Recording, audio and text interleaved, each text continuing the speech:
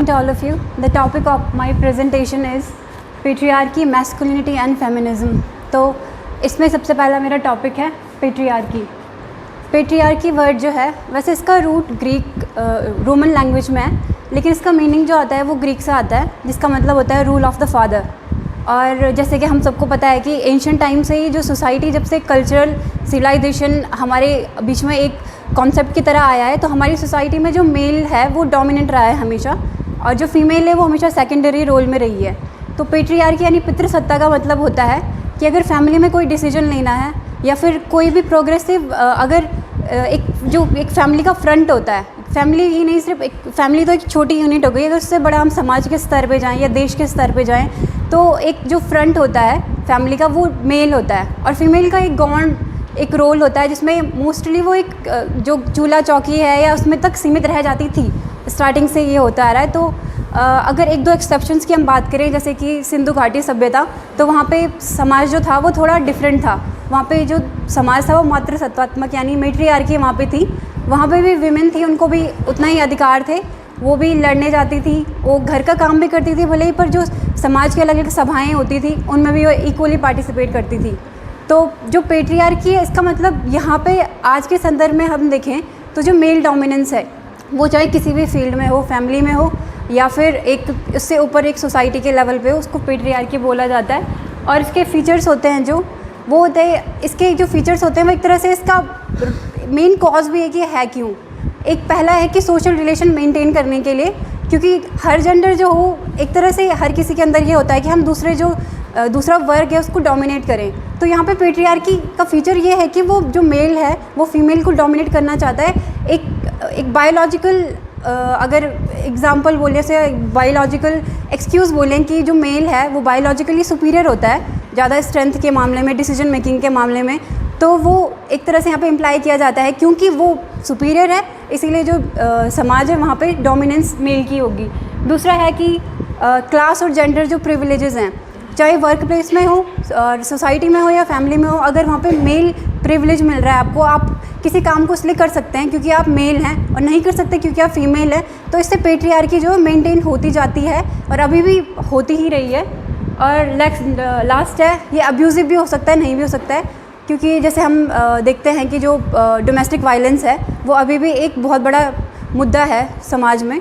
तो उसका main role patriarchy से ही रूटेड है कि मतलब एक जो मेल जेंडर है वो चाहता है कि जो फीमेल है वो एक तरह से सब्जुगेटेड रहे उसकी तरफ, और जो भी डिसीजन मेकिंग है वो करे. तो अगर फीमेल इवन एजुकेटेड भी हो तो भी परिवार में पेट्रियार्की इसीलिए होती है ताकि वो एक तरह से जो समाज का फेस है वो हमेशा मेल ही रहे. नेक्स्ट है types of patriarchy. Patriarchy mainly दो टाइप की होती है, प्राइवेट पेट्रियार्की, पब्लिक पेट्रियार्की. जैसे कि नाम से पता चल रहा है, अगर कोई फैमिली है, अगर उस फैमिली में दो मेल हैं या फिर बोलें कि किसी के अगर फादर भी नहीं है, तो वहाँ पे सेकंड जो पहली जो प्रायोरिटी दी जाती है वो भाई को दी जाएगी, न कि बहन को, या फिर माँ भी होगी तब भी नहीं. वहाँ पे अगर बोला जाएगा, कोई फैमिली में जाता है और बोलता है कि हाँ इस घर में तुम्हारा वो कौन है, मतलब मेन वो कौन है, तो वहाँ पे हम अपने भाई को आगे कर देंगे, इवन अगर माँ भी होगी या बहन भी होगी. तो वो प्राइवेट पेट्रियार्की का एक एग्जाम्पल है जो कि फैमिली में एक बैलेंस बनाता है कि जो मेल है उसका जो साइड होगा वो हमेशा ऊपर होगा फीमेल से. दूसरा है पब्लिक प्लेसेस में, जैसे पब्लिक प्लेसेस में से वर्किंग प्लेसेस आते हैं, वहाँ पे भी मेल सुपीरियरिटी हमें देखने को मिलती है.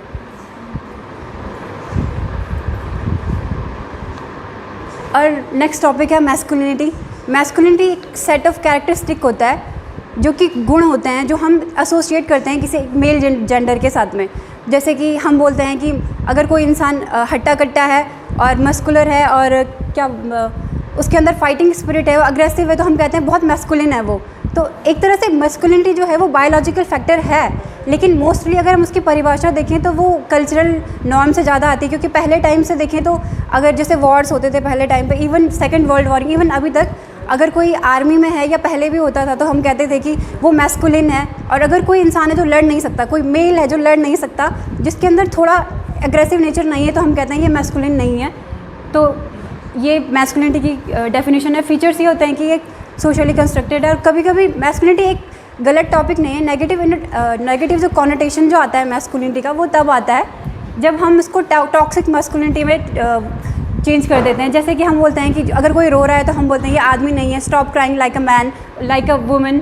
और जैसे बोलते हैं मर्द को दर्द नहीं होता। तो ये सब हमने कल्चरली और सोशली पॉपुलर बिलीव है अपने अंदर एक पैदा कर लिया है कि जो मेल है उसको रोना नहीं है, उसको इमोशंस नहीं दिखाने। तो हम एक्सपेक्ट करते हैं कि अगर ये सब क्वालिटी उसके अंदर है तो वो मतलब वो फेमिनिन है, या फिर उसके अंदर मैस्कुलिन क्वालिटी नहीं है।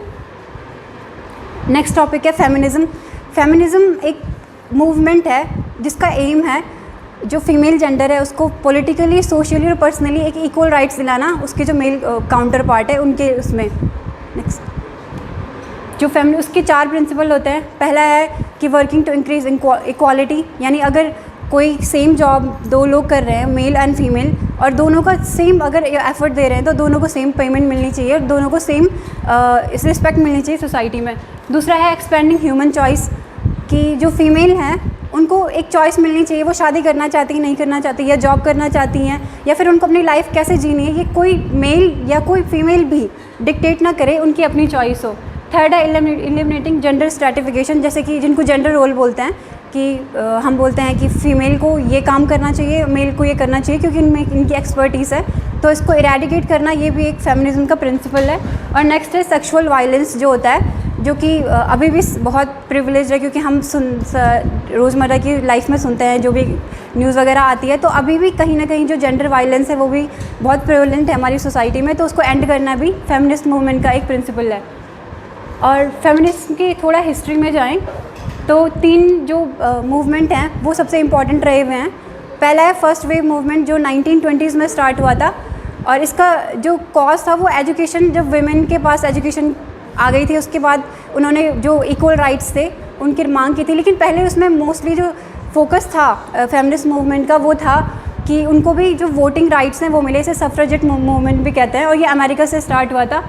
फिर सेकंड वेव मूवमेंट आया, इसमें वीमेन से लिबरेशन था क्योंकि इसके इस टाइम तक जो फर्स्ट वर्ल्ड वॉर था, सेकंड वर्ल्ड वॉर था, वो हो चुके थे, तो वीमेन जो थी वो घर से बाहर आ चुकी थी, फैक्ट्रीज़ में काम कर रही थी एज अ नर्सेज, जहाँ पे आर्मी कैंप से वहाँ पे भी काम कर रही थी। तो उन्होंने वहाँ पे उसके बाद डिमांड की कि उन्हें भी सोसाइटी में मतलब अभी भी जॉब करने की, जॉब में इक्वल पे की के लिए समान अपॉर्चुनिटी दी जाए। और तीसरा मूवमेंट है जो 1990 से 2010 या अभी भी यही चल रहा है, जिसमें कि क्योंकि जो पहले 2 मूवमेंट है उसमें मोस्टली जो वाइट वीमेन थी वो इंक्लूडेड थी, पर जो थर्ड मूवमेंट है उसमें सब रिलीजन के, सब कास्ट के, सारी एथनिसिटीज़ की वीमेन इंक्लूडेड है। इसमें जैसे राइट्स अगेंस्ट सेक्सुअल वायलेंस है, या फिर equal opportunity, equal pay, maternity leave, ये सारे इश्यूज़ रेज किए जाते हैं और ये अभी तक चल रहा है। Thank you.